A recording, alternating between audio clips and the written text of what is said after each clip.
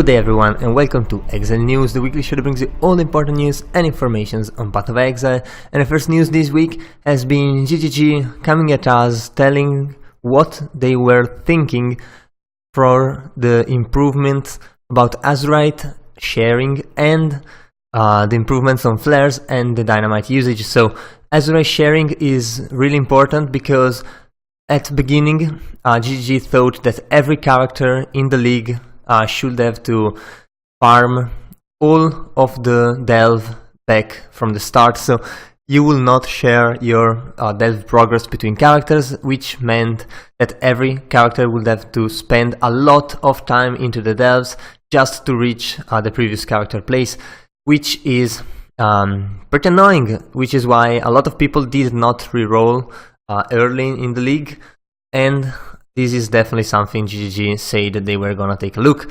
Also, Dynamite and Flare usage were not really well received by the community, and that's why GGG also came at us and said, well, look, we are going to look into it and try to improve it.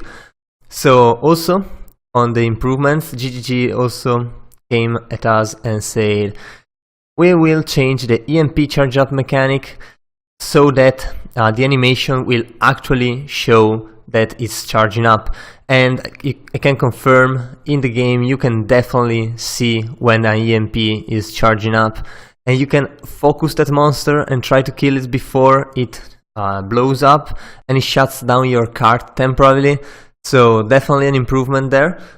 Also, we got some new unique items, or rather all of the new unique items that were added into Delve, unless there's some very hidden one yet, and there's a lot of interesting uniques. We already saw this one, like this socket ring, where you can curse enemies with socketed curse gems on it, though of course what you lose is the fact that you don't have any stats whatsoever on a ring, and rings are pretty big in stats, especially life, resists, even attack speed and crit depending on your build. And there's a lot of very interesting uniques, very strong one as well, like this stuff is incredibly strong in my opinion, and some other interesting things like the legacy version or the prophecy version for Joffrey's crest, which has always been a very good leveling item and a pretty decent map, early mapping item as well. This time it's focused on relics, so Templar most likely, but really depends on the build you're doing. And there's a lot of interesting builds as well, so Toxic Rain is definitely one of the top builds being used at the moment, but still Blade Vortex is definitely the strongest yet around. Anyway, we actually got the patch notes on Thursday, and finally, Azurite and Dev upgrades are now shared across all of your characters in the same league, so when you log into that character, it will add its progress into the pool for all of your characters. So this is pretty good. If you want to level up something else, you can definitely do it without worrying about your delve. Flares has also been improved quite a lot, so the base light radius has been increased, which is good.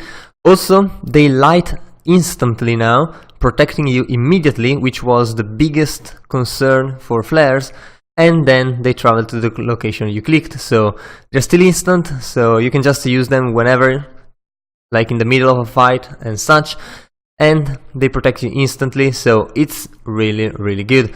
Dynamite also now destroys fractured walls with a single use every time. This is also very good because it was way too high of a cost in low levels to actually go for fractured walls, because you wouldn't really gain enough Azurite at all for multiple dynamites.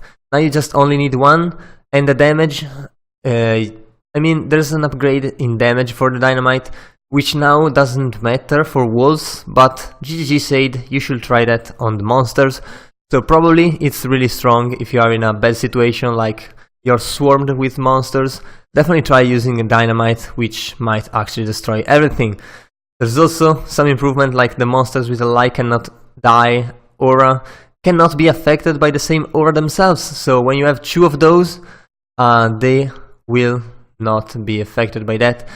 This is actually interesting. It's the first time this happens, and I wonder if that works as well for like map bosses who have this aura, and if you twinned the map, but probably it does. And there's also a lot of bug fixes as well.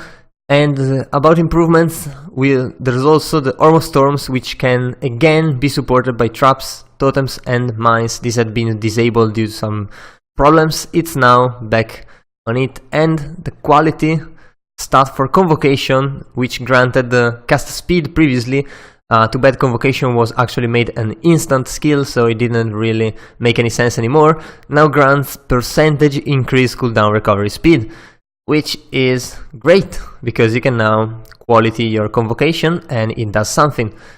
Definitely something cool. There's a lot of fixes as well, so definitely check it out if you are interested. Most important ones, there's no more Azurite stuck in walls. There are no chests that could spawn in a wall, so definitely a better experience overall. And if you are in New Zealand or if you want to go there, GGG is hiring programmers, so senior C++ engine programmer, definitely need a lot of experience in there, and they will probably test you. So they're also accepting candidates from outside Australia or New Zealand. Of course, you would have to relocate actually, but they are kind of in need, and they know that a senior worker is not that common, it's not that easy to get, so they understand you might come from outside Australia or New Zealand. Also, a normal C++ gameplay programmer, this is more achievable for, I guess, more people. You do have to be from New Zealand or Australia though, so a lot of people are actually cut out right away.